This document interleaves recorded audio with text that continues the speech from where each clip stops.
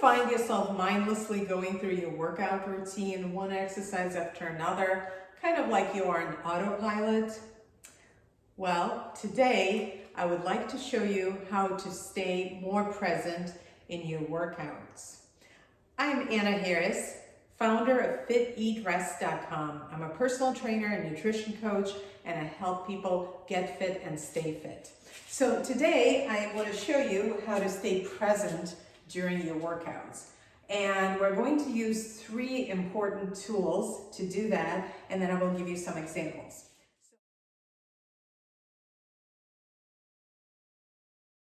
So number 1 tool is your breath. When you inhale and exhale actively, exhale with exertion, it's easy to remember, E and E. So inhale, and then when you exert, when you make that curl or when you do that squat, that's your exertion, you exhale. So when you sync your movements with your breath, you're engaging your diaphragm, you're engaging your core, and you're moving better. So breath is number 1.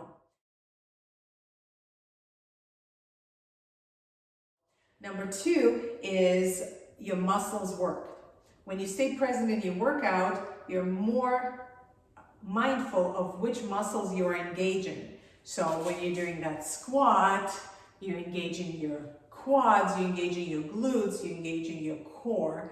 So being mindful of that, actually science shows that when you think of the muscles that are being used in your exercises, you actually perform them better. It's your muscle, mind to muscle connection. Okay, so number 2 is thinking of the muscles worked.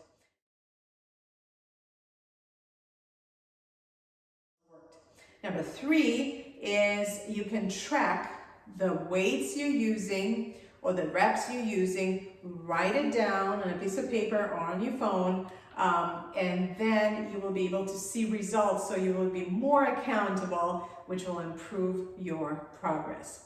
So let me give you some examples.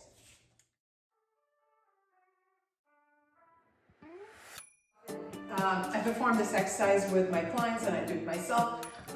Pass around, kettlebell pass around. It's a great exercise for your shoulder, especially for that lateral part. So when you take it around from one arm to another, keeping your arms mostly straight, you might think, wait, is this exercise?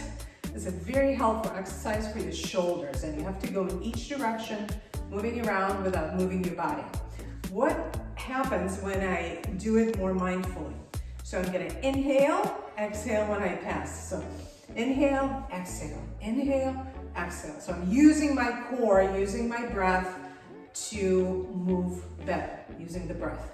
Number 2, when I'm moving that weight, I'm thinking of the muscles working. My shoulders, specifically the lateral part, and then my core, especially the front abdominals and the obliques. And you might also feel the back extensors. And if you engage your glutes, squeeze your glutes, you're gonna feel more support through your spine. So let's try that. So think about the muscles worked as you move that kettlebell around. Okay, shoulders, core, back, engage the glutes.